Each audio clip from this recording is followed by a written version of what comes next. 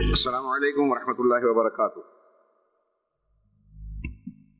ان الحمد للہ نحمده ونستعینه ونستغفره ونعوذ باللہ من شرور انفسنا ومن سیئات اعمالنا من يهده الله فلا مضل له ومن يضلل فلا هادي له واشهد ان لا اله الا الله وحده لا شريك له واشهد ان محمدا عبده ورسوله.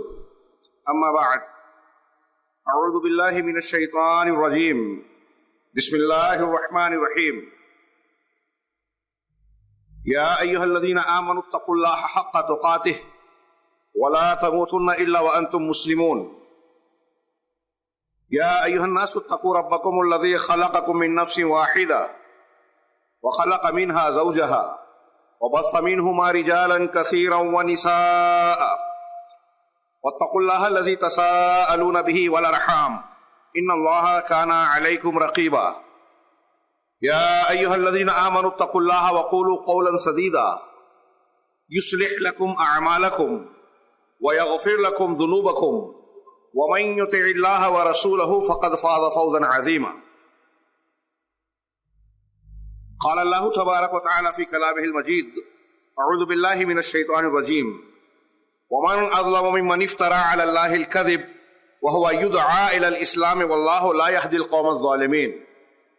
يريدون ان يطفئوا نور الله بافواههم والله متم نوره ولو كره الكافرون. هو الذي ارسل رسوله بالهدى ودين الحق ليظهره على الدين كله ولو كره المشركون. اس عظیم الشان اہل سنت والجماعت کانفرنس کے صدر محترم امیر جمعیت اہل حدیث شولہ پور جناب محترم مختار احمد صاحب ہمناتکر، دیگر ذمہ داران جمعیت گلبرگہ اور قرب و جوار کے شریک ہونے والے ذمہ داران جمعیت، اس کانفرنس کو اور بزم کو سجانے والے، اس میں تعاون کرنے والے، اس کے منتظمین، کارکنان اور اس میں شرکت کرنے والے میرے بزرگوں، بھائیوں، اسلامی ماں اور بہنوں، اللہ تبارک و تعالی اس عظیم الشان کانفرنس کو قبول فرمائے. اس میں جن لوگوں نے بھی جس قسم کی حصہ داری اختیار کی ہو، تعاون دیا ہو، آپ اور ہم یہاں سنانے کے اعتبار سے جو شریک ہوئے ہوں، اللہ تبارک و تعالی اسے ان کے حسنات میں درج فرمائے اور دین و دنیا کی خیر و بلائی کا ذریعہ بنائے. محترم حاضرین، اہل سنت والجماعت کے بنیادی اور مرکزی عنوان کے تحت آپ نے مجھ سے بہتر قابل کوہنہ مشق علماء کرام اور خطبہ سے بڑے وقی اور مفید قسم کے خطابات سماعت فرمائے، جس میں اگر ہم کل ملا کر دیکھیں تو اس کانفرنس کے تعلق سے جو مقصود میں سمجھتا ہوں وہ کھل کر سامنے آتا ہے کہ ہمارے لیے، ایک مسلمان کے لیے راہ حق کیا ہے، کہ ایک عام انسان کے لیے نجات کا راستہ کیا ہے. دنیا کی بھیڑ میں، یہاں ہنگامے میں بہت سارے ادیان و مذاہب نظر آتے ہیں. کون سا دین اس ذات کا پسندیدہ ہے جس نے ہمیں آپ کو، کائنات کو پیدا کیا؟ بنیادی سوال ہے. آپ سفر کرنے جا رہے ہیں تو اسی پلیٹ فارم پر جاتے ہیں جس پلیٹ فارم پر آپ کی منزل تک پہنچنے والی ٹرین آئے گی، اور اسی ٹرین میں آپ بیٹھیں گے. اسی بس میں آپ سوار ہوں گے جس پر بورڈ لگا ہوا ہے کہ یہ اس مقام پر جا رہی ہے جہاں آپ جانا چاہتے ہیں. تو ظاہر سی بات ہے کہ زندگی کے سفر کو یوں ہی بغیر سمجھے بوجھے، یہ سوچ کر کہ ہم فلاں سماج میں پیدا ہوئے، ہمارے باپ دادا کا دین و مسلک، ان کا مذہب یہ تھا، لوگ ہمارے گرد و پیش کی اکثریت یہ مذہب مانتی ہے، ایسا کہتی ہے، اتنا مان لینا کافی نہیں ہے. اگر ایسا کوئی شخص کر رہا ہے تو وہ سب سے زندگی کے بڑے سفر پہ بغیر کسی جانکاری کے بس میں اور ٹرین میں سوار ہو رہا ہے. ابھی آپ مغرب کی نماز میں قرآن کی آیتیں سماعت فرما رہے تھے دوسری رکعت میں، اللہ تعالیٰ کا یہ ارشاد وَآتَاكُم مِّن كُلِّ مَا سَأَلْتُمُوهُ، اللہ نے تمہیں وہ ساری چیزیں عطا فرمائی جو تم نے چاہا، جو تمہاری ضرورت تھی. ہمیں بھوک لگتی تھی، غذا کا انتظام کیا. ہمیں تن پوشی اور سطر پوشی کی ضرورت تھی، لباس فراہم کر دیا. سانس لینے کے لیے آکسیجن کی ضرورت ہے، جہاں ہم جیتے ہیں جس جگہ پروردگار نے بسایا ہے وہاں آکسیجن اور ہوا کا غلاف چڑھا دیا. مفت میں ہر کسی کو آسانی سے سوتے جاگتے سانس لینے میں کوئی دقت نہیں. بیمار ہونے پہ دوا کی ضرورت ہوتی ہے، اس کی جانکاری بھی دی اور دوائیں بھی عطا فرمائی. شریر کی یہ ضرورتیں فراہم کرنے والے رب نے دوسری ضرورتوں کو بھی ملحوظ رکھا. اللہ تبارک و تعالیٰ نے جو فرمایا یا ایھا الناس انتم الفقراء الی اللہ، اے دنیا کے تمام لوگوں تم سب اللہ کے در کے بھکاری ہو، فقیر ہو. یہ فقر ہر اعتبار سے ہے، ہماری جسمانی ضروریات کے اعتبار سے بھی اور روحانی ضروریات کے اعتبار سے بھی. ہم اللہ تبارک و تعالیٰ کی بارش سے پانی لیوے، اس کی پیدا کی ہوئی غذاؤں کو کھائیں، اس کے فراہم کیے ہوئے جانوروں سے دودھ اور دوسری چیزیں حاصل کریں. ظاہر سی بات ہے کہ اپنی روح کی ضرورت کو پورا کرنے کے لیے بھی اسی آسمان کی طرف دیکھنا ہوگا. اور رب العالمین نے اس فقر اور ضرورت کو دوسری ضرورت کے مقابلے میں ترجیح دی. اس ضرورت کو پورا کرنے کے لیے کہ بہت سارے دین و مذہب ہیں، کس مذہب کو قبول کریں، پروردگار کا پسندیدہ دین کون سا ہے، زندگی میں وہ کس طرح چاہتا ہے کہ ہم اور آپ جینے والے زندگی گزاریں. امتحان ہو رہا ہے، بہت سارے مناہج ہیں، طریقے ہیں، الگ الگ لوگوں کی عبادتیں ہیں، تو کس کی عبادت کو اختیار کیا جائے، کس کی نہیں اختیار کی جائے. کیا یہ فلسفہ صحیح ہے کہ دنیا کے سارے مذاہب سچے اور اچھے ہیں؟ نہیں. پوچھیں گے ہم اسی سے جس نے ہمیں پیدا کیا، جس نے ہماری ضروریات کا انتظام کیا، تو جواب ملے گا کہ آدم علیہ السلام سے لے کر جناب محمد رسول اللہ صلی اللہ علیہ وسلم تک اللہ تبارک و تعالیٰ نے تمہاری اس ضرورت کا لحاظ کرتے ہوئے شریعت اور ہدایت کا بھرپور انتظام کیا، دلائل سے آراستہ کیا. اور جو تمہاری ضرورت تھی، فقر تھا، روحانی ضرورت، اس کا انتظام کیا. وَنُنَزِّلُ مِنَ الْقُرْآنِ مَا هُوَ شِفَاءٌ وَرَحْمَةٌ، ہم قرآن کی وہ چیزیں نازل کرتے ہیں تمہارے لیے جو تمہاری بیماریوں کا علاج ہے، شفا ہے تمہارے دل کے امراض کا، شفا ہے تمہارے جسمانی امراض کے لیے بھی. تمہاری جو ضرورت ہے اس کی تکمیل کا سامان کیا قرآن کی شکل میں، رسول اللہ صلی اللہ علیہ وسلم کی سیرت اور تعلیمات کی شکل میں. وہ رحمت ہے تمہارے لیے، امن اور شانتی کا پیامبر ہے. اہل سنت والجماعت کا یہ اسٹیج صرف مسلمانوں کے داخلی مسئلے کا ذکر نہیں کر رہا ہے، بلکہ عالمی طور سے دنیا کے سارے مذاہب کو یہ دعوت دے رہا ہے کہ اللہ تبارک و تعالیٰ جو رب العالمین ہے، اس کائنات کا خالق و مالک اور منتظم ہے، جس نے اپنے پیغمبر کو بھیج کر اسے رحمت للعالمین بنایا، صرف مسلمانوں کے لیے، عربوں کے لیے، خاص خطے، علاقے اور زمانے کے لیے نبی اور پیغمبر نہیں بنایا، بلکہ ساری انسانیت کے مارگ درشن کے لیے، رہنمائی کے لیے اس پیغمبر کو رحمت للعالمین بنایا، سارے جہانوں کے لیے رحمت. اس کا قرآن سارے انسانیت کے لیے ہدی للناس، ہدایت بنایا. اس نے ہماری ضرورت کا انتظام کیا. یہ اسٹیج ان تک یہ پہنچانا چاہتا ہے بات کہ دنیا میں بہت سارے ادیان و مذاہب ہیں. یہ بہت بڑا، سب سے بڑا دھوکہ، فریب اور گمراہی ہے جو یہ کہتے ہیں کہ اگر ایک شخص مظاہر قدرت کی پوجا کرتا ہے، مخلوق کی پوجا کرتا ہے اور خالق کی پوجا کرتا ہے تو دونوں صحیح ہے. ایک قربانی کو مہاپاپ کہتا ہے اور ایک کہتا ہے کہ یہ پنیہ ہے، نیکی ہے، ثواب ہے، دونوں درست ہو. چار راستوں پر چلنے والے اپنے اپنی دشا میں چلیں گے تو ایک دوسرے سے دور ہوں گے، ایک منزل پر نہیں پہنچیں گے. سب سے بڑا دھوکہ ہے یہ. اللہ تبارک و تعالیٰ نے انتظام کیا ہدایت کا اور اعلان کیا وَأَنَّ هَذَا صِرَاطِي مُسْتَقِيمًا فَاتَّبِعُوهُ، یہ میرا سیدھا راستہ ہے، نجات کا، کامیابی کا، سکون کا، امن کا، شانتی کا، دنیا اور آخرت کی ہر بھلائی کو پانے کا راستہ ہے. اسی کی اتباع کرو.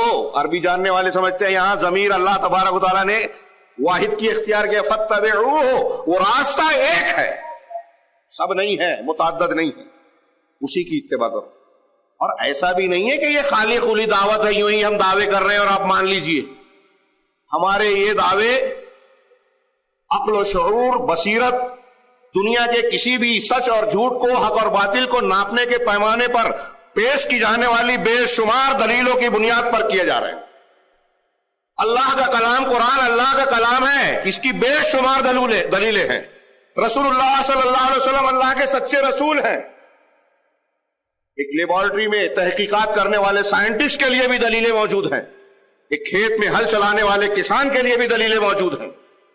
دونوں اگر سیرت رسول کا مطالعہ کریں تو عالم ہو، جاہل ہو، عام آدمی ہو، مرد ہو، عورت ہو، فرمان رسول کے مطابق اس پر حجت قائم ہوگی کہ والذی نفسی بیدی، صحیح مسلم کی روایت، اس ذات کی قسم جس کے قبضے میں میری جان ہے، لا یؤمن بی من هذه الامہ، لا يسمع بی احد من هذه الامہ یہودی کان او نصرانی ثم لا یؤمن بی الا دخل النار۔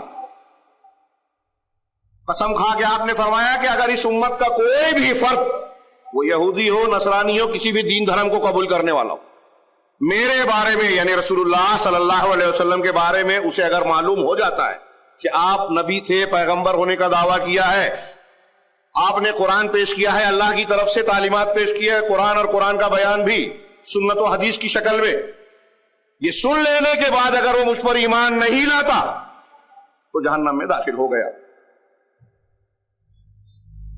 آپ پوری انسانیت کے لیے ہدایت بن کر آئے، سب کے لیے حجت ہے، دلائل رکھتے ہیں۔ اللہ تبارک و تعالیٰ نے یہ دلائل فراہم کیے، اس کے ذریعے سے اللہ تبارک و تعالیٰ نے دکھتی انسانیت کے تمام مسائل کا حل پیش فرمایا۔ افریقہ کے ملکوں میں، امریکہ کی مہذب اور ترقی یافتہ دنیا میں، کسی دیہات میں، کسی جنگل میں اگر کوئی انسان بستا ہے اور وہ چاہتا ہے کہ امن چین سے جیے، اسے دنیا کی لذتیں حاصل ہوں، سکون و اطمینان ملے، تو اہل سنت والجماعت کانفرنس کا یہ اسٹیج علی اعلان کہتا ہے ساری انسانیت سے مخاطب ہو کر کہ امن اور شانتی چاہیے تو جناب محمد رسول اللہ صلی اللہ علیہ وسلم اور قرآن کی تعلیمات کی طرف آ جائیے۔ یہ اللہ تبارک و تعالی سب سے بڑی نعمت ہے۔ وَآتَاكُم مِّن كُلِّ مَا سَأَلْتُمُوهُ وَإِن تَعُدُّوا نِعْمَتَ اللَّهِ لَا تُحْصُوهَا، اگر اللہ کی نعمتوں کو گننا چاہو تو شمار نہیں کر سکتے۔ ان نعمتوں میں اگر میں آپ سے یا کہ کوئی شخص پوچھے کہ سب سے بڑی نعمت اللہ کی کیا ہے، تو میں سمجھتا ہوں قرآن و حدیث پڑھنے پڑھانے والا، اس ماحول میں رہنے والا بلا تردد فوراً جواب دے گا کہ کھانا پینا، لباس، رشتے ناتے، گھر بار، کاروبار، دولت، دنیا کی جتنی بھی نعمتیں ہیں ان سب کے مقابلے میں سب سے قیمتی نعمت اللہ کا دین، اس کی ہدایت، قرآن اور جناب محمد رسول اللہ صلی اللہ علیہ وسلم کی تعلیمات۔ جیسا کہ بعض علماء نے کہا، علامہ ابن قیم وغیرہ نے، کہ انسان کے لیے غذا، پانی، ہوا اور ان چیزوں کی جتنی ضرورت ہے اس سے کہیں زیادہ شدید ضرورت ہدایت آسمانی کی ہے، کیونکہ غذا پانی اگر نہیں ملے گا تو انسان کا شریر ہلاک ہوگا، جو ویسے بھی جانا ہی ہے، مرنا ہی ہے۔ لیکن اگر ہدایت نہیں ملی، سچا راستہ انسان نے تلاش نہیں کیا، اسے اختیار نہیں کیا، تو اس دنیا میں تو وہ جنگل کی زندگی گزارے گا، جانوروں کی زندگی جیے گا، امن سکون سے محروم رہے گا، چاہے جتنا دولت مند ہو جائے، کتنے بڑے منصب پر فائز ہو جائے، بادشاہ وقت بن جائے، چین سکون نہیں ملے گا۔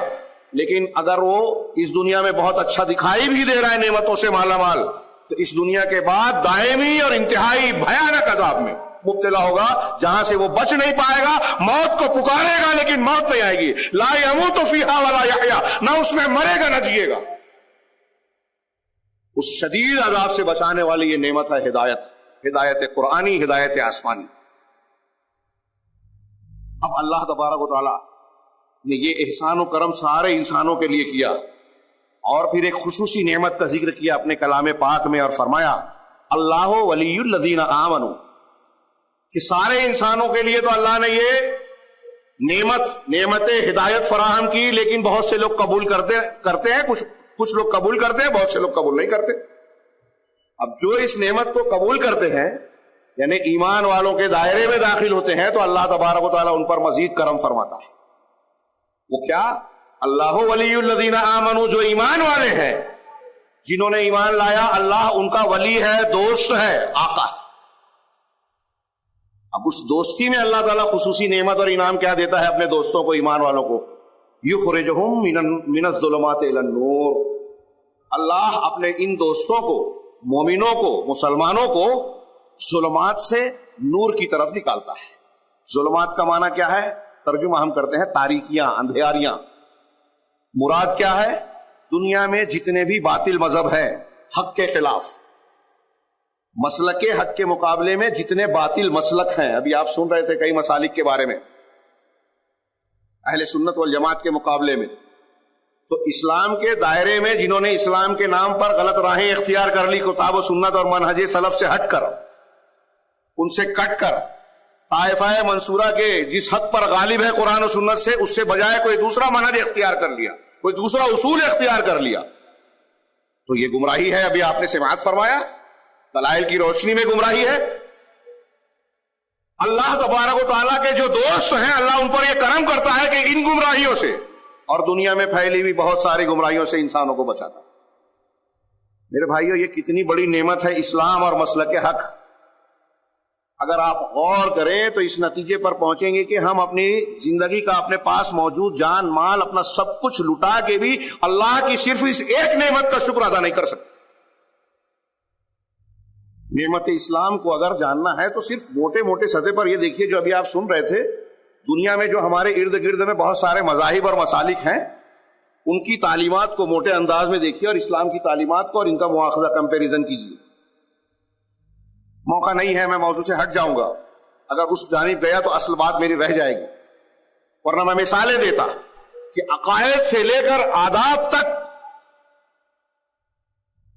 اگر کوئی شخص اسلام کی ایک ایک تعلیم کو سامنے رکھے اور دیگر مذاہب سے اس کا موازنہ کرے تو ہر انصاف پسند، صاحب شعور، بصیرت والا انسان اس نتیجے پر پہنچے گا اور مجبور ہوگا پہنچنے پر، قبول کرنے پر، کہ قرآن و حدیث جناب محمد رسول اللہ صلی اللہ علیہ وسلم کی لائی ہوئی شریعت سب سے بہتر، سب سے موزوں، انسان کے لیے سب سے مفید، سب سے زیادہ مناسب تعلیم ہے۔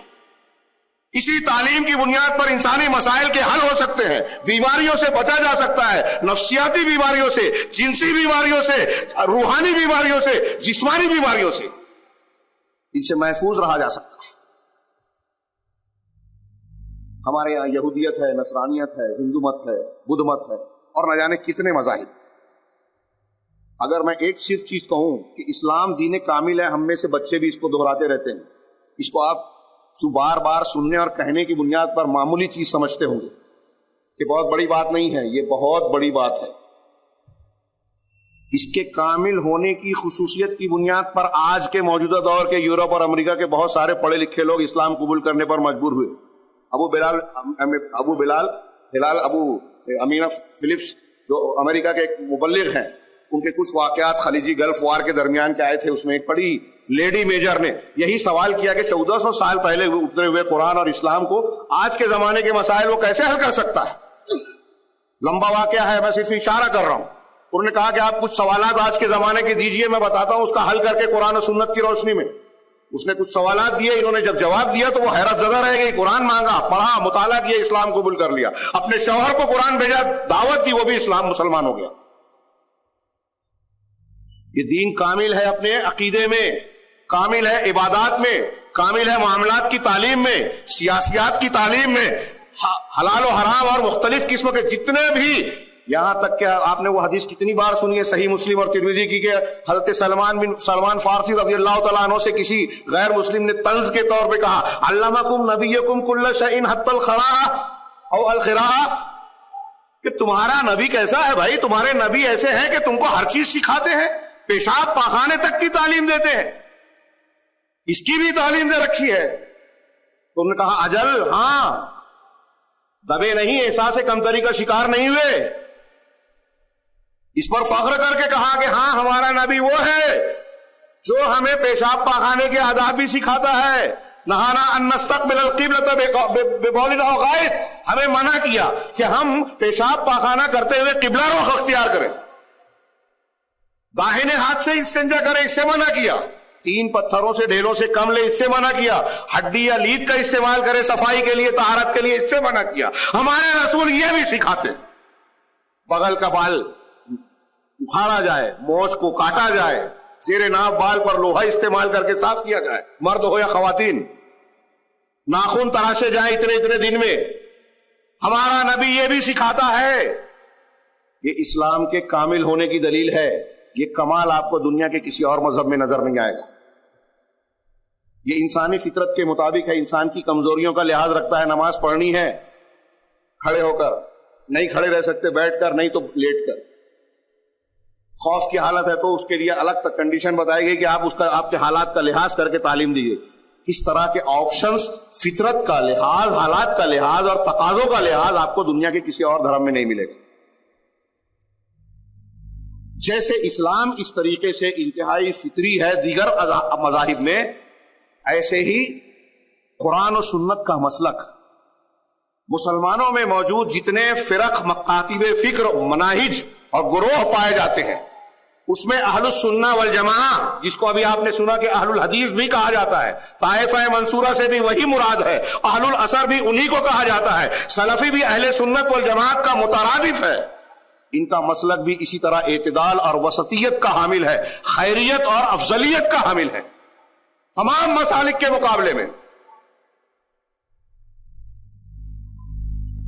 اور اللہ تبارک و تعالیٰ نے جب یہ نعمت اپنے رسول پر دی، میں اس بات کو آگے بڑھانے سے پہلے تھوڑا سا اشارہ کرنا چاہتا ہوں کہ اس عظیم الشان کے نعمت کے ملنے پر مخالفین کو بڑا حسد تھا. قرآن نے ذکر کیا، قرآن نے بتایا کہ جس دن سے جناب محمد رسول اللہ صلی اللہ علیہ وسلم نے دین حق کا اعلان کیا، کلمہ توحید کا آوازہ بلند کیا، دنیا کو اس جانب بلایا کہ اگر تم فلاح پانا چاہتے ہو تو لا الہ الا اللہ اور اس کے دین کو قبول کرو، اسی دن سے آپ کو صادق و امین کہنے والا سماج اور معاشرہ، آپ کو سب سے بہتر انسان ماننے والا سماج آپ کے خلاف کمر بستہ ہو گیا، آپ کی مخالفتیں شروع کر دی. نہ صرف یہ کہ خود دین حق کو قبول نہیں کیا بلکہ لوگوں کو بھی روکا. قرآن نے اس مفہوم کو مختلف انداز میں جگہ جگہ بیان فرمایا ہے. اللہ تعالیٰ نے ارشاد فرمایا وَلَا يَزَالُونَ يُقَاتِلُونَكُمْ حَتَّى يَرُدُّوكُمْ عَنْ دِينِكُمْ إِنِ اسْتَطَاعُوا. یہ تم سے برابر جھگڑتے رہیں گے. قرآن کا ارشاد ہے، رب العالمین کہہ رہا ہے حق و باطل کی جنگ، یہ تم سے برابر جھگڑتے رہیں گے یہاں تک کہ اگر ان کا بس چلے تو وہ تم کو تمہارے دین سے پھیر دے. مقصد کیا ہے؟ اسلام سے پھیر دینا. یہ اس وقت کی بات ہے، اللہ تعالیٰ اپنے رسول کو خطاب کر کے کہہ رہا ہے آج بھی مسلمانوں کی مخالفت کرنے والوں کا مقصد یہی ہے. قرآن نے اسے بھی اسی وقت کہا تھا وَلَن تَرْضَىٰ عَنْكَ الْيَهُودُ وَلَا النَّصَارَىٰ حَتَّىٰ تَتَّبِعَ مِلَّتَهُمْ. یہود اور نصارہ آپ سے راضی نہیں ہو سکتے اس وقت تک جب تک کہ آپ ان کے ملت کی طریقے کی پیروی نہ کر لیں. یہ معاہدے، یہ دوستیاں دکھاوے کی پالیسی اور اسٹریٹجیکل بنیادوں پر آپ کو کرتے نظر آئیں گے، لیکن جہاں موقع ملے گا ان کو اصل دشمنی آپ کے مذہب سے ہے. دکھاوے میں انہوں نے کہا کہ فلاں ملک سے فلاں ہتھیاروں سے ڈر ہے، عراق سے ڈر ہے، افغانستان سے ڈر ہے، جارج بش نے، لیکن ایک بیان میں نکل گیا کہ یہ ثقافتی اور دینی لڑائی ہے، سیاسی جنگ نہیں ہے. بعد میں اس کی لیپا پوتی کرنی شروع کی. قد بدت البغضاء من افواہہم، اس وقت قرآن نے کہا تھا ان کی نفرت ان کی زبان سے ظاہر ہو گئی، وما تخفی صدورہم اکبر، لیکن ان کے دلوں میں جو بغض و عناد، نفرت چھپی ہوئی ہے وہ کہیں بڑا ہے. آج ہم اپنے گرد پیش میں موجود اور بڑھتی ہوئی فرقہ پرستی کا رونا رو رہے ہیں. بالکل کہ ایک تشویشناک بات ہے اس ملک کی سالمیت اور یہاں کے امن و امان کے لیے، اور ہمیں اس کو مٹانے کی کوشش کرنی ہے. اسی دین حق کی تعلیمات کے ذریعے سے اس کانفرنس سے یہ پیغام لے کر کے محبت اور امن و آشتی کا پیغام ہمیں لوگوں تک پہنچانا ہے، اور سچی تعلیم دینے کے لیے غلط تعلیمات کو واضح کرنا ہے، کسی ملامت گر کی ملامت کی پرواہ کیے بغیر. مگر جب ہم اس راستے پر چلتے ہیں تو ہمارے سامنے یہ تاریخ نظر آتی ہے طائفہ منصورہ کی، اسلام کی. اللہ تبارک و تعالیٰ نے اس وقت بھی فرمایا تَوَدُّ لَوْ تَكْفُرُونَ كَمَا كَفَرُوا فَتَكُونُونَ سَوَاءً.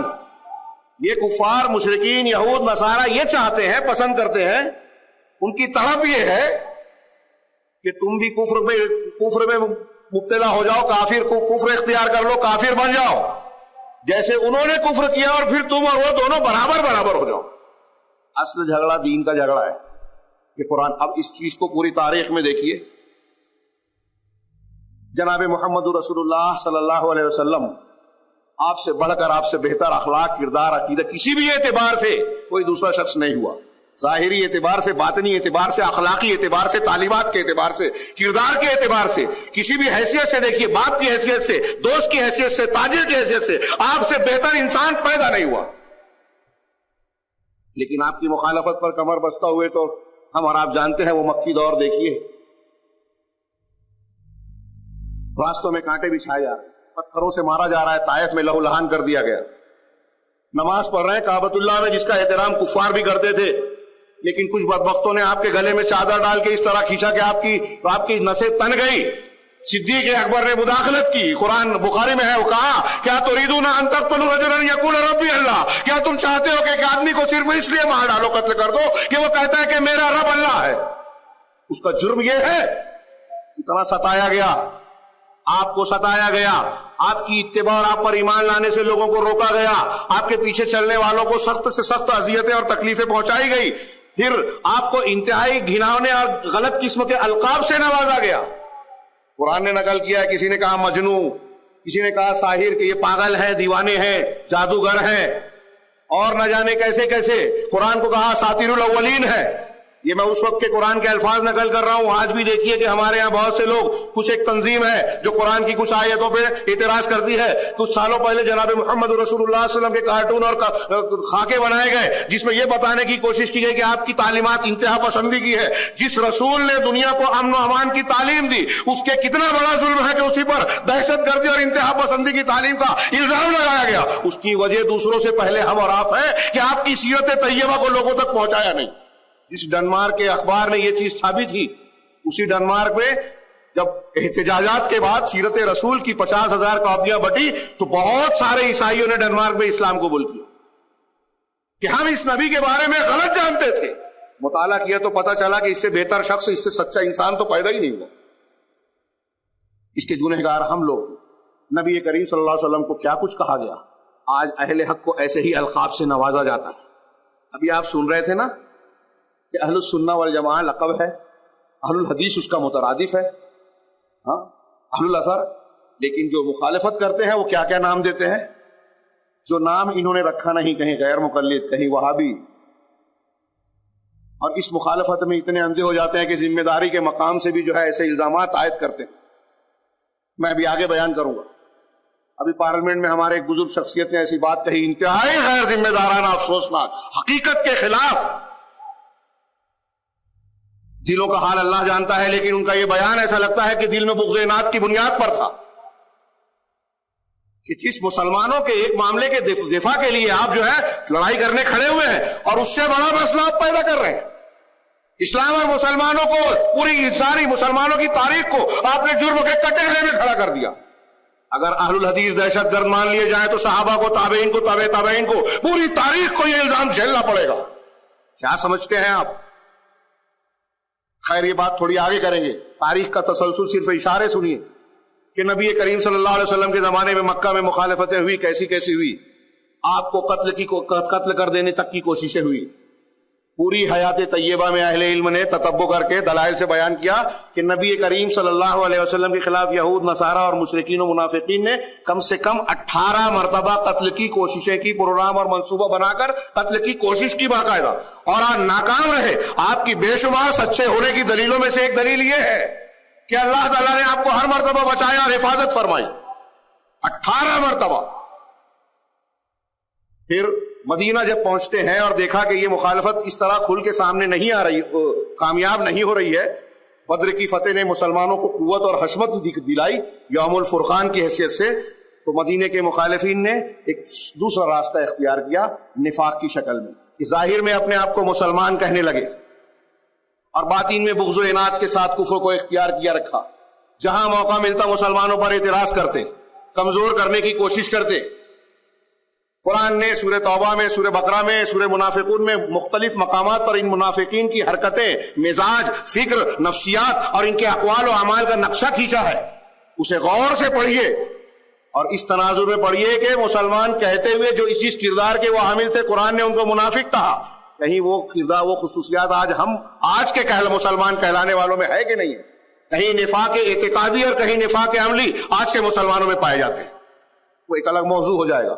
یہ منافقین پیدا ہوئے، لیکن اللہ تبارک و تعالیٰ نے ان کے شرور و فتن کو بے نقاب کیا، ان کے اصل چہرے کو لوگوں کے سامنے مختلف موقعوں پر کھولا، جس سے مسلمانوں کو تحفظ اور بچاؤ اختیار کرنے میں مدد ملتی رہی اور ان کی سازشیں ناکام ہوتی رہی. نبی کریم صلی اللہ علیہ وسلم کی وفات کے بعد خلفائے راشدین کا دور آیا.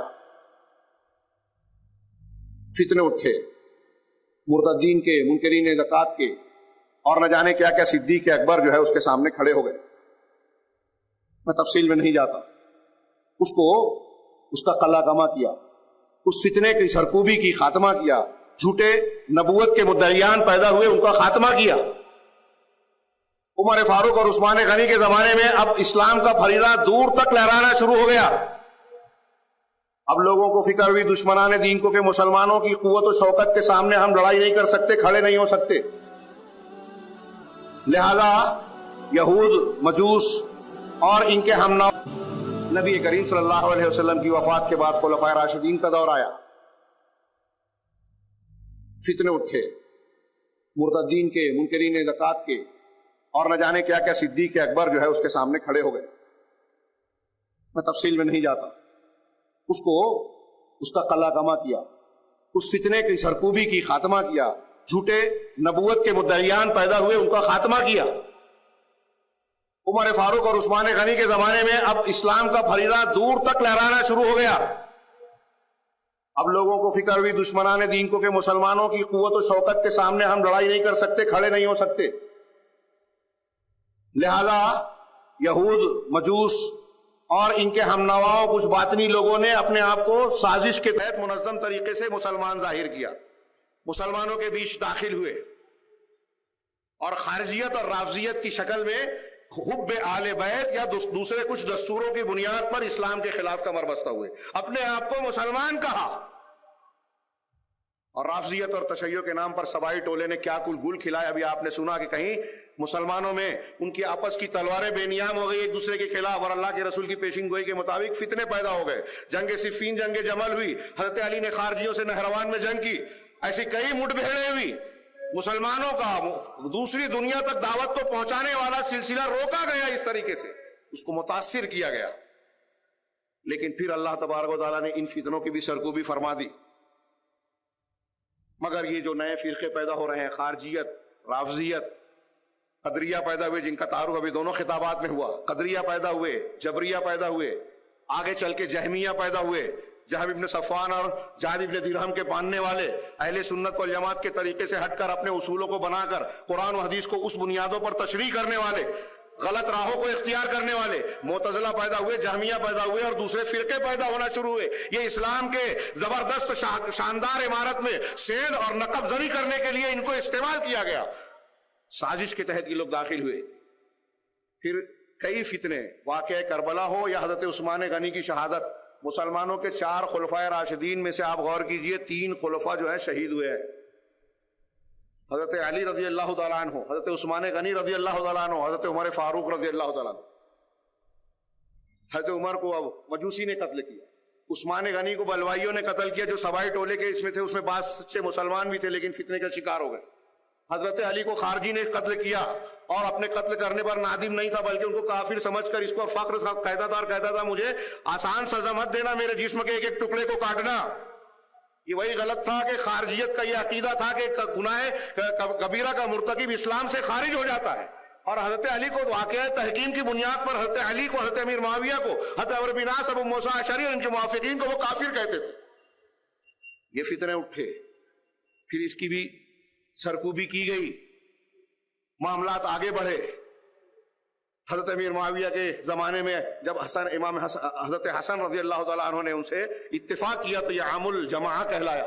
مسلمانوں میں اتفاق ہوا اور ایک مرتبہ پھر سے مسلمانوں کی شوکت قائم ہوئی. لیکن پھر یہ منافقین اندر گھسنا شروع ہوئے، منصوبہ بندی کی، اور باطنی فرقے وجود میں آنا شروع ہوئے. باطنیہ پیدا ہوئے، کرامتہ، ان کا نام آپ نے سنا ہوگا. انہی کا وہ احمد طاہر، کیا نام تھا، کعبہ میں حملہ کرنے کے بعد کعبہ میں ابو طاہر کرامتی، کعبہ میں وہ طواف کرنے والوں کو قتل کر رہا ہے اور کہہ رہا ہے اینا طیر ابابیل، یہ جھنڈ گر پرندے کہاں ہیں؟ حجر اسود کو اٹھا کر اپنے مقام پر سے 20 سال 22 سال تک اس کو ہٹائے رکھا. یہ کرامتا تھے جو اپنے آپ کو بظاہر مسلمان کہنے والے لیکن اسلام اور مسلمانوں کے انتہائی شدید بغض اور عناد کی دشمنی رکھنے والے. کرامتا، اسماعیلیہ، ایسے کئی باطنی فرقے پیدا ہوئے، ان کے آپس میں تال میل رہا اور یہ اسلام سے کو نقصان پہنچانے کی ایک تنظیم ان کی بنی، اخوان الصفا کے نام سے اس وقت بنی تھی. بنو عباس اور بنو امیہ کے خلفاء کو قتل کروانے کی کوشش کی جاتی تھی اور یہ ایک خفیہ خطوط پھیلاتے تھے مسلمانوں میں، جس میں اسلام مسلمانوں کے خلاف، قرآن و حدیث کی تعلیمات کے خلاف، مسلمان خلفاء کے خلاف بغاوت پر ابھارنے کی کوشش کی جاتی تھی. ان کے اندر شک شبہ پیدا کیا جاتا تھا. لیکن بنو امیہ اور بنو عباس میں پھر بھی بہت سارے فتنوں کے باوجود مسلمانوں کا غلبہ رہا اس دور میں. آگے اسی بنیاد پر یہ کرامتہ اور باطنیاں پیدا ہوئے. انہوں نے بہت سارے زہریلے جراثیم مسلمانوں کے افراد میں، خاص طور سے وہ جو قرآن و حدیث سے دور ہے، ان کے ذہن و دماغ میں ڈالا اور آج اس کے اثرات کا بعض فرقوں میں پائے جاتے ہیں دنیا کے اندر. پھر آگے بڑھیے تو تاتاریوں کا دور آیا. چنگیز خان اور اس ہلاکو خان کی فوج، جس نے اس وقت عالم اسلام کی اینٹ سے اینٹ بجا دی. اس وقت بھی روافظ نے مسلمانوں کے دارالخلافہ بغداد میں ہلاکو کی فوج کو دعوت دی. اندر کا نقشہ ریشمی رومال پر بنا کر بھیجا ابن توسی اور ابن القمی نے، مرزا توسی اور ابن القمی نے، دونوں رافضی. اسے دروازہ کھول کر اندر دعوت دی. یہ اندر داخل ہوئے تو مسلمانوں کا قتل عام کیا، بادشاہ کو قیدی بنایا، بعد میں قتل کر دیا. مسلمانوں کی لائبریریوں کو دجلہ کے پانی سے دھو دیا، کتابیں جلا دی، قرآن کے نسخے جلا دیے، عورتوں کی عزتوں کو پامال کیا. الگ الگ روایتوں کے مطابق 9 لاکھ اور 10 لاکھ کی تعداد تک کہتے ہیں کہ صرف شہر بغداد میں مسلمانوں کا قتل کیا گیا. 3 بڑی بڑی کھوپڑیاں بنائی گئی، کھوپڑیوں کے مینار بنائے گئے، قرآن کو ختم کرنے کی کوشش کی گئی. لیکن حیرت کی بات یہ اسلام کی حقانیت دیکھیے کہ یہی تاتاری جو مسلمانوں کا قتل عام کرتے ہوئے مسلمانوں کو پورے عالم اسلام میں روند رہے تھے اور بعض جگہ ان کی مخالفتیں بھی ہو رہی تھی، ابن تیمیہ رحمہ اللہ جیسے لوگوں نے ان کا مقابلہ بھی کیا، بالآخر یہ شکست سے دوچار ہوئے، اسلام کی حقانیت کو قبول کیا اور مسلمانوں کے محافظ بن گئے، جس کے بارے میں علامہ اقبال نے کہا ہے آیا یورش تاتار کے افسانے سے، پاسباں مل گئے کعبے کو صنم خانے سے. تاتاریوں کا دور گزرا، اس کے بعد صلیبی جنگوں کا دور آیا. عیسائیوں نے اپنے ایک طرف اپنے علماء کو مبشر کی حیثیت سے، ان کے مبلغین کو مبشرین کہا جاتا ہے، تبلیغ کی بجائے وہ تبشیر استعمال کرتے ہیں اس لیے کہ انجیل کا معنی بشارت ہوتا ہے. انہوں نے مسلمانوں میں بھیجا، دین کی تعلیم سکھا کر مسجد کا امام تک بنا دیا اور آدمی عیسائی ہے اندر سے. اور دوسری طرف حملے کیے جا رہے ہیں، مسلمانوں کے بہت سارے ملکوں پر قبضہ کیا گیا، بعض کو ٹکڑوں میں تقسیم کر دیا گیا. استعماری طاقت آئی، اس نے تو مسلم علاقوں کو خاص طور سے نشانہ بنا کر یہاں کے جو ثقافتی چیزیں تھی، خاص طور سے علمی چیزیں جو مسلمانوں کی کوششیں، محنتیں، تحقیقات، ایجادات تھی، اس کو منتقل کیا اپنے یہاں اور اس کی تعلیم سیکھ سکھا کر آج دنیا کے سردار بنے ہوئے. مسلمانوں کو جو ہے علم سے جو کاٹ دیا، کتابوں سے دور کر دیا، علم سے دور کر دیا. علم سے دور ہو گئے، قرآن و حدیث سے دور ہو گئے تو ترقی کے راستے سے دور ہو گئے. تنزلی ذلت ہمارا مقدر بنتی گئی. استعمار آیا، صلیبی جنگیں آئی، بیت المقدس ان کے قبضے میں چلا گیا. قائد اسلام صلاح الدین ایوبی کے ہاتھوں اللہ تعالیٰ نے اسے واگزار فرمایا اس وقت. پھر اس کے بعد پھر سے استعماری قوتیں ہوئی. جب یہ استعمار بھی سیاسی اعتبار سے دنیا کے مختلف ملکوں میں اس کا عرصہ حیات تنگ ہو گیا تو انہوں نے جو ہے سیاسی جنگ اور استعمار سامراجی حکومت کو چھوڑ کر انہوں نے فکری جنگ شروع کر دی. اور اس فکری جنگ کے لیے کا سلسلہ آج تک جاری ہے اور ہمارے گھروں میں ہم اسے جھیل رہے ہیں اور محسوس نہیں کر رہے. اس میں انہوں نے مسلم ملکوں میں مسلمانوں کے سماج میں ایسے لوگ اپنے کارندوں کو خریدا، آلہ کار بنایا، برین واشنگ کی، یورپ اور امریکہ بلا کر ان کو تعلیم ایسی دی کہ دکھنے میں مسلمان لیکن حقیقت میں وہ اسلام اور مسلمانوں کے خلاف.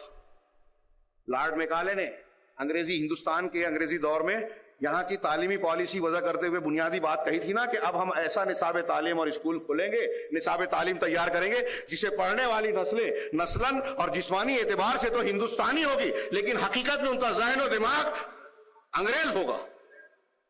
یہ برین واشنگ شروع کی گئی. اب اس کے لیے کیا کیا محاذ اختیار کیے گئے میں بات کروں گا تو وقت بہت کم پڑ جائے گا. ہمارے لوگوں کو اختیار کیا گیا, کچھ کاتبوں کو تیار کیا گیا, میڈیا کا استعمال, اخبار, T V channels, web sites. آج ہمارے گھروں میں بیڈ روم میں ہماری گھر کی خواتین اور بچیاں گندی چیزیں دیکھ رہی ہیں, ایک ساتھ بیٹھ کر پروگرام دیکھ رہے ہیں. ہمارے نوجوان جو ہیں وہ جمعیت کے رکن ہو کہ نہ ہو, یہاں 5 روپیہ اور 10 روپیہ چندہ دے کہ نہ دے, لیکن یہودی کلبوں یا ان کے بنائی ہوئی کلبوں یا ان کے اشارہ کی ہوئی کھیل کود کی کلبوں کے ممبر ہیں, بڑی فیس دیتے ہیں اور وہاں کھیل کود میں اپنا وقت ضائع کرنے میں بڑا فخر محسوس کرتے ہیں. اس اسٹیج سے میں جو بات بیان کر رہا ہوں آپ کو معلوم ہونی چاہیے کہ یہ یہودی پروٹوکولز اور ان کے پروگراموں کا حصہ ہے کہ مسلمان نوجوانوں کو کھیل کود میں مشغول کیا جائے, اچھے کاموں سے دور کیا جائے, قوم اور ملت کو فائدہ پہنچانے والی, خود ان کو فائدہ پہنچانے والی چیزوں سے ہٹا دیا جائے. اور نوجوان کا دماغ جب دنیا دار بن جائے گا, مادہ پرست بن جائے گا, اسے ہم تباہ کر دیں گے تو یہ اگلی نسل کو اور خود کو کہاں دین کا خادم بنائے گا. اور اس پر آج وہ فخر کرتے ہیں. کچھ چیزیں سامنے آتی رہتی ہیں. نصاب تعلیم تبدیل کیے گئے.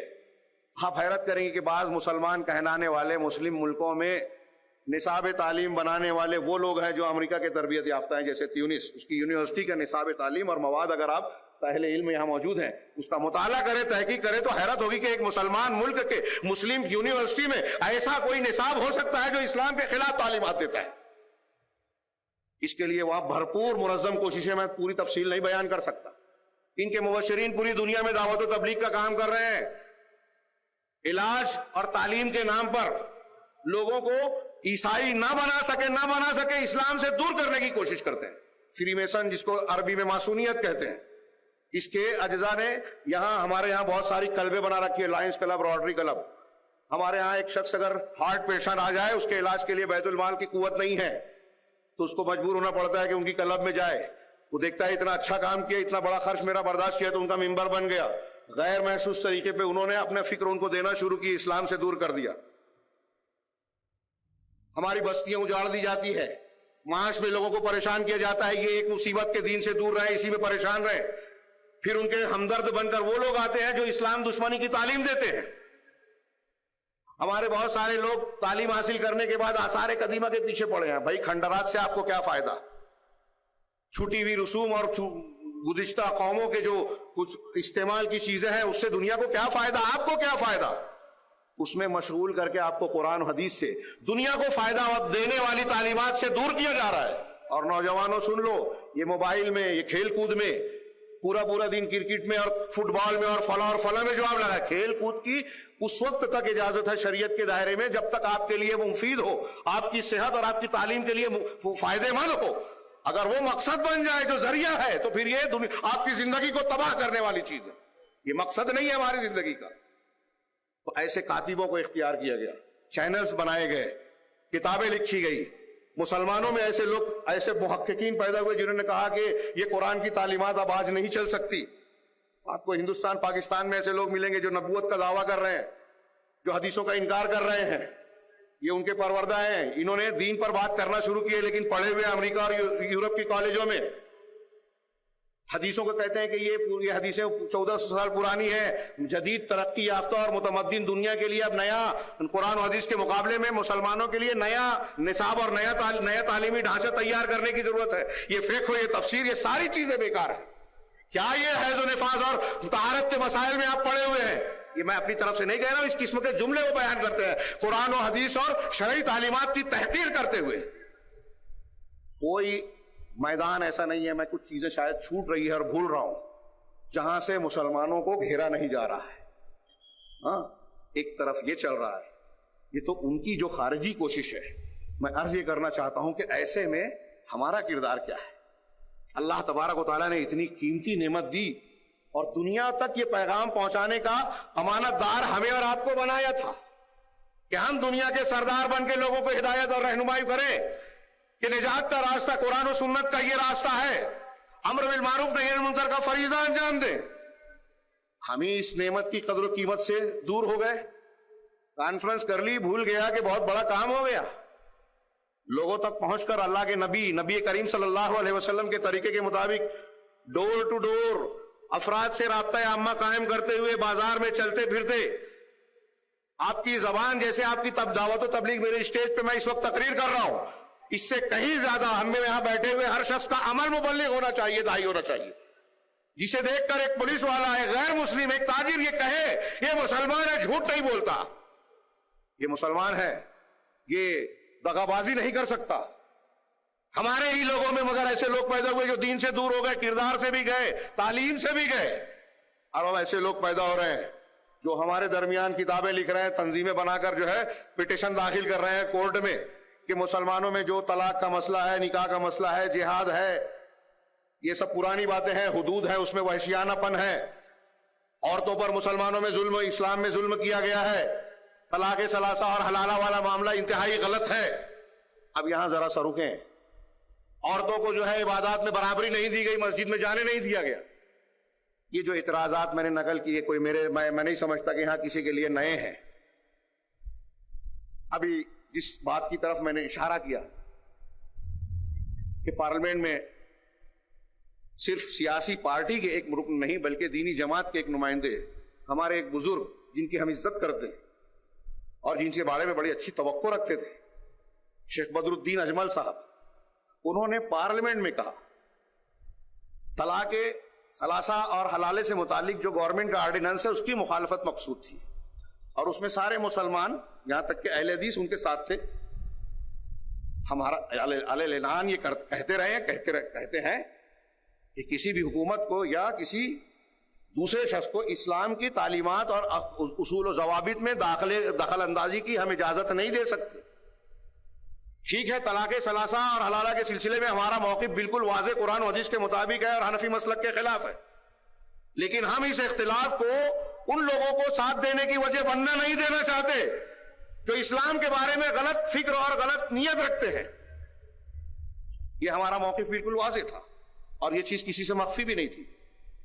اب جب ایک غیر مسلم ممبر پارلیمنٹ ان پر اعتراض کرتی ہے قرآن و حدیث کا حوالہ دے کر کہ بھائی طلاق کا یہ طریقہ ہے کیا، حلالہ ہے کیا، تو کہتے ہیں کہ وہ سلفی مسلک ہے، اور نعوذ باللہ انہوں نے اس کو بعد میں انہوں نے سبقت لسانی کہا، لیکن جو انہوں نے معافی مانگی ابھی لوگ کہتے ہیں کہ وہ کافی نہیں ہے کیونکہ پارلیمنٹ میں بیان دیا گیا، پارلیمنٹ میں جب اس کا رد ہوگا تبھی ریکارڈ سے ہٹے گا.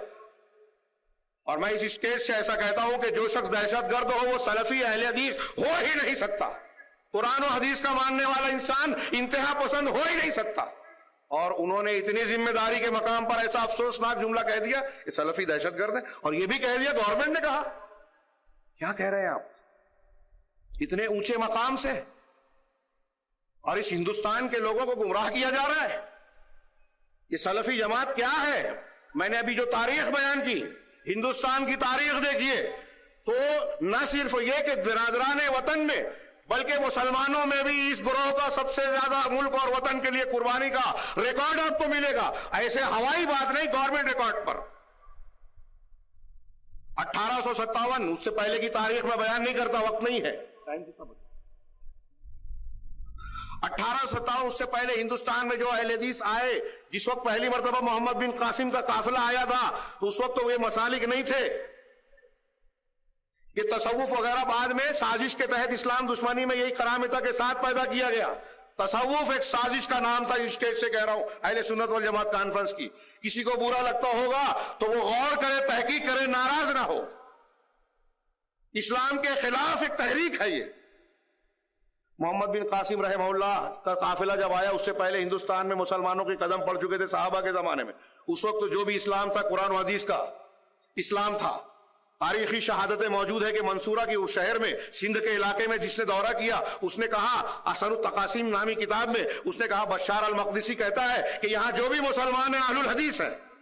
وہاں سے لے کر یہ دائرہ چلا، لیکن بعد میں ایرانی، ساسانی اور تصوف زدہ اسلام کے آنے کی وجہ سے یہاں جہمیت آئی، یہاں اعتزال آیا، یہاں باطنیت آئی، یہاں صوفیت آئی. قرآن و سنت کے اسلام کو کمزور کرنے کی کوشش کی جاتی رہی، لیکن قرآن و حدیث کا اسلام یہاں ہمیشہ باقی رہا. اور یہ بہت واضح انداز میں ہندوستان کی تاریخ کے اعتبار سے حوالے سے میں کہنا چاہتا ہوں کہ انگریزوں کے دور میں شاہ عبدالعزیز کا فتویٰ اور پھر شاہ اسماعیل اور شاہ سید احمد رحمہم اللہ، ان لوگوں کی قربانیاں ایک سنہرا باب ہے جسے کوئی مٹانا چاہے بھی تو مٹا نہیں سکتا. یہ آن ریکارڈ موجود ہے. جنہوں نے صرف مسلمانوں کا دفاع نہیں کیا جنگوں میں، مسجدوں کو بچانے کے لیے جنگ نہیں لڑی، بلکہ اس ہندوستان کو بچانے کے لیے، انگریز سامراج کو یہاں سے بھگانے کے لیے اس وقت محنت کی جب انگریز ہندوستان کی کوئی دوسری قوم کو یہ شعور بھی نہیں تھا۔ 1857 سے تقریباً 40 سے 50 سال پہلے تک، واقعہ بالا کوٹ کے بعد، اس وقت تک کچھ احناف بھی تھے اہل حدیثوں کے ساتھ، واقعہ بالا کوٹ کے بعد سے لے کر 1857 تک انگریزوں کے خدمات کھٹے کرنے والے اس میدان میں صرف تنہا جماعت اہل حدیث تھی، جسے بعد میں انگریزوں نے وہابی کا نام دیا۔ 1857 کی جنگ آزادی، جسے انگریز بغاوت کہتے ہیں، غدر کہا جاتا ہے، اس وقت ظاہر سی بات ہے غدر کہیں گے، حکومت کے خلاف بات تھی۔ اس کے جو وجوہات ہمارے یہاں پڑھا جاتے ہیں وہ تو عارضی ہیں، بات کی چیزیں ہیں۔ اس کی جڑ میں کیا تھا وہ ولیم ہنٹر کی رپورٹ بتاتی ہے۔ میں کہوں گا تو کہیں گے کہ اپنی جماعت کی صرف لن ترانیاں بیان کر رہے ہیں۔ ولیم ہنٹر کو مقرر کیا گیا کہ یہ پتہ لگائیں کہ اس بغاوت کے اصل عناصر کیا ہے، ہماری حکومت کے لیے اصل خطرہ کیا ہے۔ اس نے کتابی شکل میں رپورٹ دی اور بیان کیا کہ ہندوستان میں اگر انگریزوں کی ہماری حکومت کو کوئی خطرہ ہے تو یہاں کے اس گروہ سے جو وہابی کہلاتا ہے۔ وہابی اور اہل حدیث ایک تھا، اور وہابی اس لیے کہا کہ یہاں کے مسلمان ان سے نفرت کریں، اس لیے کہ محمد بن عبد الوہاب کے تعلق سے یہاں بہت ساری غلط سلط باتیں اس وقت پھیلائی گئی تھی، عام مسلمانوں میں ان کے تعلق سے نفرت پائی جاتی تھی، تو ان سے دور ہو جائیں، ان کو چندے نہ دیں، ان کو رنگ روٹ اور افراد نہ بھیجیں، ان کا ساتھ نہ دیں جنہوں نے اندر ایک حکومت قائم کر رکھی تھی، سرحد پار جو ہے ایک علاقے پر اپنا قبضہ جما کر انگریزوں کے دانت کھٹے کر رکھے تھے، کئی جنگیں لڑی انہوں نے۔ یہ بات جو میں کہہ رہا ہوں اس اسٹیج سے، یہ جانے دیجئے اس کی تاریخ انگریزی گورنمنٹ کے موجود آج کے بھی ریکارڈ میں موجود ہے۔ اور جب ولیم ہنٹر نے یہ رپورٹ پیش کی تو وہابیوں پر، ہندوستان کے وہابیوں پر ظلم و ستم کے پہاڑ ٹوٹے۔ اور وہ پڑھیے، آپ اور ہم تو مسلمان ہیں، اس کی رودات جب برطانیہ کی پارلیمنٹ میں سنائی گئی تو تصویر کا ایک کا دوسرا رخ، احتشام حسین کی کتاب ہے، اسے پڑھیے۔ برطانیہ کی پارلیمنٹ کے انگریز ممبران پارلیمنٹ اور سینیٹرز جو ہے وہ رپورٹ سن نہیں سکے، ان کی آنکھوں سے آنسو جاری ہو گئے، پارلیمنٹ سے نکل گئے اور کہا کہ کیا انسانوں کے ساتھ ایسا وحشیانہ سلوک بھی کیا جا سکتا ہے جو ہندوستان کے اہل حدیث وہابیوں کے ساتھ کیا گیا۔ ولیم ہنٹر کی رپورٹ کے بعد پورے ہندوستان میں سلفیان ہند کا عرصہ تنگ کر دیا گیا، مسجد میں کوئی آمین کہتا لوگ گھورتے، سی آئی ڈی کے لوگ مخبرین خبر دیتے، سی آئی ڈی گرفتار کرتا۔ ڈاکٹر تارا چند غیر مسلم مورخ ہے، وہ لکھتا ہے کہ پورے ہندوستان میں اس وقت کم سے کم 5 لاکھ وہابیوں کو قتل کیا انگریزوں نے، 5 لاکھ۔ صرف مغربی بنگال میں 1 لاکھ اہل حدیث علماء اور عوام کو قتل کیا گیا۔ یہ تو قتل کیا گیا، بہت سو کو کالا پانی بھیجا گیا، بہت سو کے زمین جائیداد اور گھروں کو ضبط کر لیا گیا، بہت سو کو جو ہے ایسی سنگین سزائیں دی۔ مولانا یحییٰ علی کا صرف ایک واقعہ اگر آپ تفصیل سے پڑھیں تو آپ کی آنکھوں سے آنسو روک نہیں پائیں گے۔ 4x4 کے کمرے میں 24 گھنٹے میں 1 مرتبہ کھانا، کنکر ملا ہوا چاول، نماز کے لیے اجازت مانگی کہ نماز کے لیے جگہ دے دو، اس کے لیے بھی اجازت نہیں۔ جب اس کو داڑھی کاٹنے کی سزا اور پھانسی کی سزا سنا گئی تو خوش ہوئے۔ انگریز جو چوکیدار اور جیلر ہوا ہوتا تھا اسے حیرت ہوتی تھی کہ یہ کیسے لوگ ہیں سزا پر خوشی اختیار کر رہے ہیں۔ کالے پانی کی سزا پانے والے بڑے بڑے علماء کرام کی رودات پڑھیے۔ کالے پانی کی سزا میں بعض جعفر تھانے سری صاحب اور کچھ دوسروں نے لکھا، ایک شخص غلطی سے مولانا فضل الہی چلے گئے تھے غلطی سے گرفتار، ورنہ جتنے لوگ وہاں گرفتار ہوئے اچھے لوگ اسے قبول نہیں کریں گے، سارے کے سارے اہل الحدیث وہابی سلفی اہل السنہ والجماعہ کہلانے کے مستحق تھے۔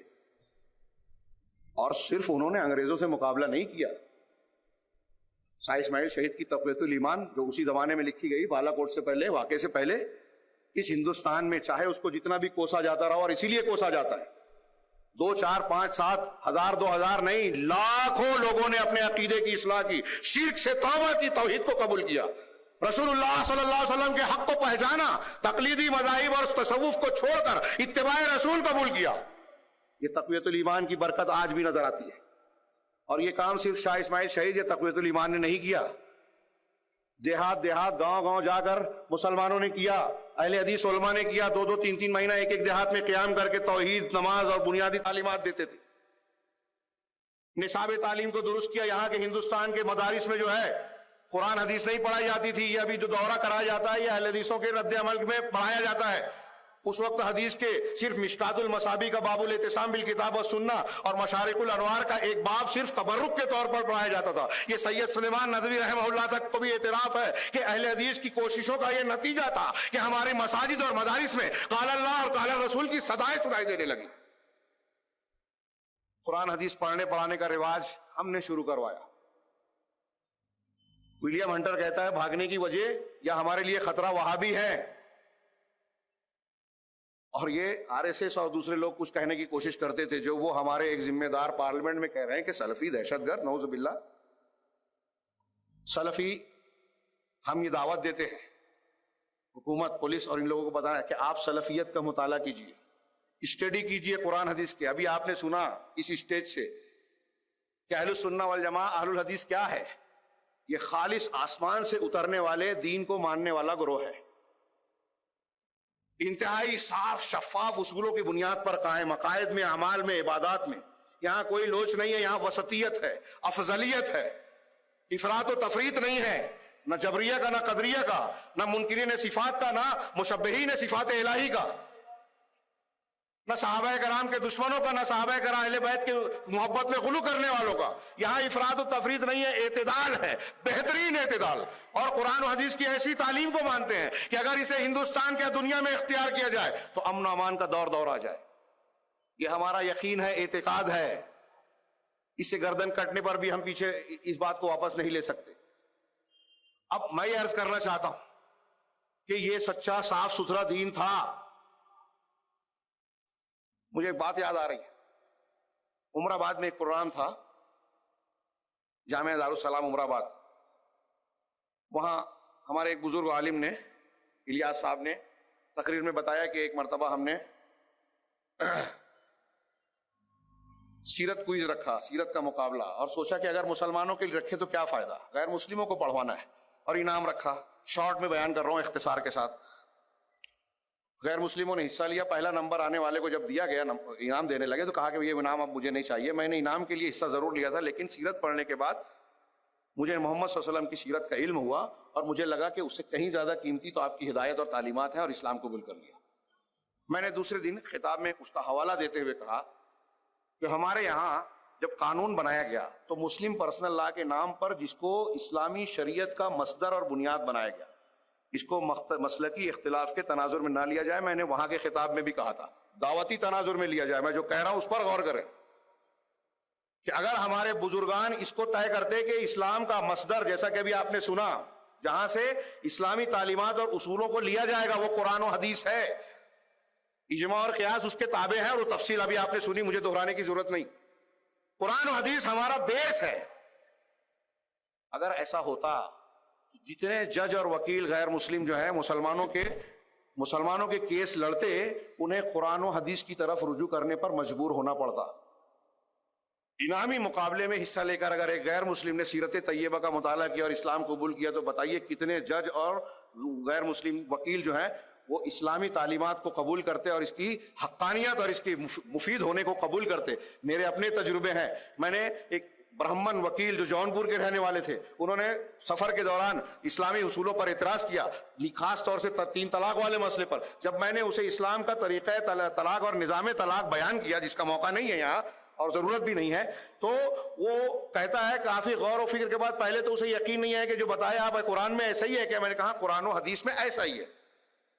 7-8 مرتبہ پوچھنے کے بعد، غور کرنے کے بعد وہ جواب دیتا ہے کہ میں برہمن وکیل اور اس معاملے میں کئی کیس لڑ چکا ہوں. آپ کی بات سننے کے بعد کہتا ہوں کہ اگر آپ کی بات صحیح ہے، قرآن میں ایسا ہی نظام طلاق ہے جیسا آپ بتا رہے ہیں، تو میں برہمن ہوتے ہوئے یہ گواہی دیتا ہوں کہ اس سے اچھا قانون طلاق کا ہو ہی نہیں سکتا. آج ٹی وی چینل پر ہمیں شرمندگی ہوتی ہے کہ ہمارے بزرگان بیٹھتے ہیں اور جب ایک ٹی وی اینکر ایک غیر مسلم سوال کرتا ہے کہ بھائی 3 طلاق کیسے پڑ جاتی ہے آپ کے یہاں، کہتے ہیں ایسا ہی ہے. ان سے بہتر کم سے کم آپ ٹی وی چینل پر اسلامی دعوتی نقطۂ نظر سے اسٹریٹجی تو سیکھیے.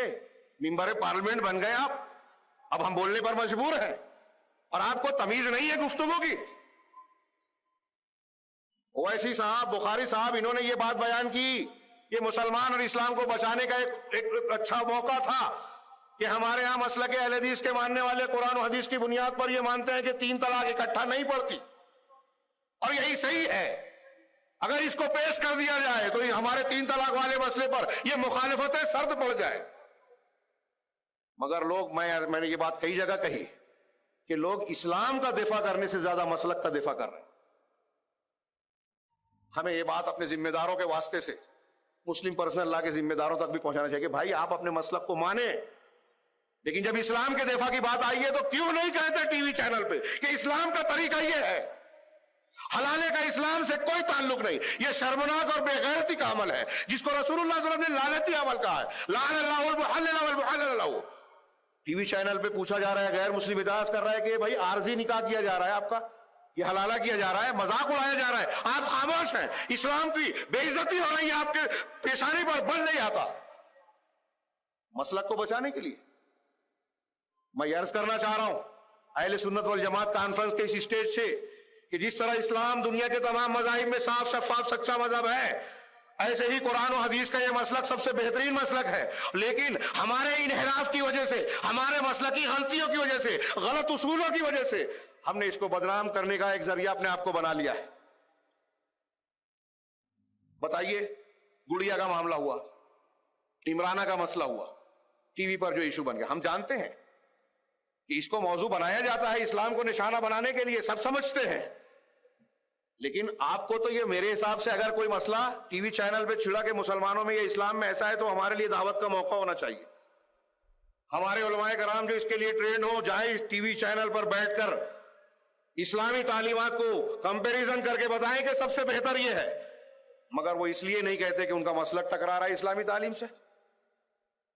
اب عمرانہ کے معاملے میں فتویٰ دے دیا صاحب کہ سسر نے بہو کے ساتھ دست درازی کی، اب شوہر کے لیے وہ حرام ہو گئی۔ کچھ بات عقل میں آتی ہے، شعور میں آتی ہے، فطرت قبول کرتی ہے؟ چھوڑیے یہ سب چیزیں، یہ ہمارا اصول نہیں ہے، قرآن و حدیث کے مطابق یہ درست ہے۔ اب میں وہ مسئلہ کیا بیان کروں، ہماری مائیں بہنیں بھی سن رہی ہیں۔ بخاری میں ابن عباس رضی اللہ تعالیٰ نے کہا، ایک مسئلے کے طور پر اس کے تناظر میں کہہ رہا ہوں کہ اگر ایک شخص سے سالی سے زنا سرزد ہو جاتا تو بیوی سے نکاح نہیں ٹوٹے گا۔ امام شافعی کہتے ہیں کہ ایسے رشتوں سے نکاح قائم نہیں ہوتا۔ اگر آپ یہ کہہ رہے ہیں کہ سسر نے بہو کو چھو لیا شہوت کے ساتھ تو وہ اس کی بیوی کے حکم میں ہو گئی اور شوہر کی ماں بن گئی، تو اس طرح چھو لینے سے رشتہ قائم ہوگا؟ تو امام شافعی نے کہا کہ جو رشتہ قائم ہوتا ہے وہ اللہ کا انعام ہے، یہ نکاح سے ہوتا ہے جو نیکی ہے، زنا گناہ ہے، اس سے رشتہ قائم نہیں ہوگا، اس پر سزا ملے گی۔ آپ زنا کی بنیاد پر رشتے کا قیام کر رہے ہیں اور ایک فتویٰ دے دیا۔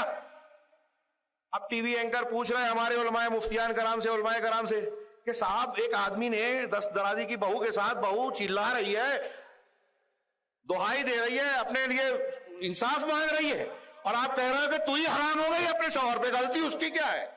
مفتی صاحب کے پاس جواب نہیں ہے، اس کی بے عزتی ہوئی۔ میں کسی پر طنز نہیں کر رہا ہوں، میں یہ سوال کرنا چاہتا ہوں، کیا اس سے اسلام کی بے عزتی نہیں ہو رہی ہے؟ کیا ہم وجہ نہیں بن رہے ہیں اس کے؟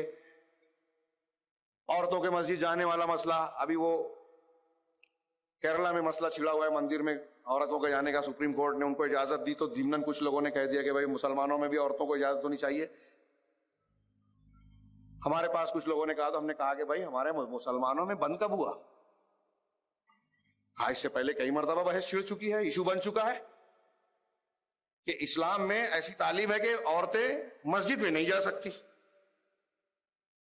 یہ کس نے پڑھایا بھائی؟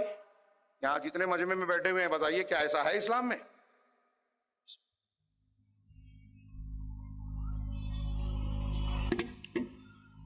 مجھے بڑی حیرت ہوتی ہے جو لوگ اس کے قائل ہیں، میں نے ان سے پوچھا، کئی مرتبہ جمعہ کے خطبوں میں بیان کیا، تحریروں میں لکھا، پوچھا کہ بھائی ہمارے احناف دوستوں سے کہ آپ مسجدوں میں جانے سے جو منع کرتے ہیں اس کی ایک قابل قبول دلیل بتائیے۔ حضرت عائشہ صدیقہ کا جو بخاری میں ہندیہ ہے اس کے 4-5 جواب ہیں، میں دوں تو وہ بہت وقت جائے گا۔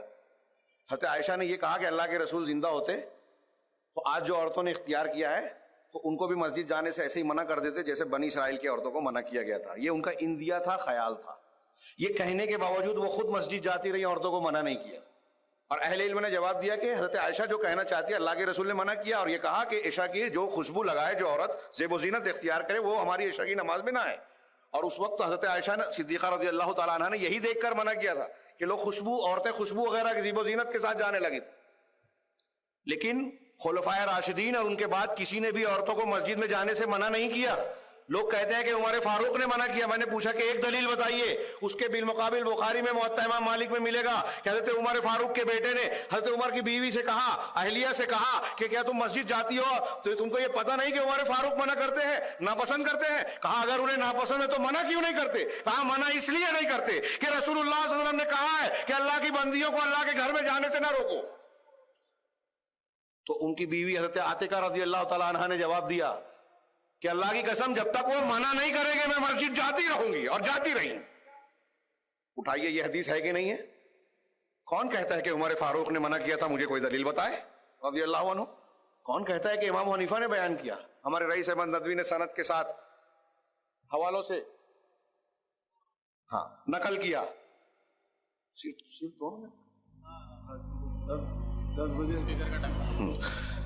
کہ امام حنیفہ رحمہ اللہ اپنی والدہ کو عبد الرحمن ابن ابی لیلہ کی مسجد میں ہے نماز پڑھانے لے جایا کرتے تھے. مجھے اندازہ نہیں ہوا، افسوس ہے کہ وقت بالکل نہیں بچا، 10 بج رہے ہیں. میں اس تناظر میں یہ پیغام دینا چاہتا ہوں، یہ عرض کرنا چاہتا ہوں کہ اسلام سارے مذاہب میں سچا، اور یہ اہل سنت والجماعت جس کی بعض خصوصیات کو آپ نے سماعت فرمایا، یہ قرآن و حدیث کے علم بردار سچا مسلک ہے، اسلام کی سب سے صحیح تعبیر ہے، اس کی اپنی سب سے روشن تاریخ ہے. لہذا یہ سب سے قیمتی امانت ہے. جن لوگوں کو یہ امانت حاصل ہے یہ اس کے امین ہے. اس پر اللہ تبارک و تعالیٰ کے یہاں آپ کو، ہم کو، سب کو جواب دینا ہے. اس امانت کا ہم نے کتنا حق ادا کیا. غیر مسلم تو چھوڑیے، ہمارے بہت سارے مسلمان بھائی غلط فہمیوں کا شکار ہے، اسلام کے صحیح احکامات سے دور ہیں. کیا ہم نے ان تک صحیح اسلام کو پہنچایا؟ اس کی کوشش کی نہیں؟ کوشش کی تو آج سے یہ عہد کریں کہ ہم اپنے علم اور اپنی طاقت کے مطابق اس راستے میں محنت کریں گے. اللہ تبارک و تعالیٰ سے دعا ہے کہ وہ ہمیں صحیح دین سیکھنے کی توفیق عطا فرمائے، اس کے حقوق ادا کرنے کی توفیق عطا فرمائے. اس اہل سنت والجماعت کانفرنس کے ذریعے سے ہمیں جو کچھ پیغام اچھا ملا ہے، قرآن و حدیث کی جو باتیں ہمیں ملی ہے، ہمیں اسے دل میں جاگزی کر کر اس پر عمل کرنے کی توفیق عطا فرمائے، اور دنیا اور آخرت میں ہمارے لیے خیر کا باعث بنائے. اقول قولی ھذا واستغفر اللہ لکم ولسائر المسلمین صلی اللہ علیہ وسلم.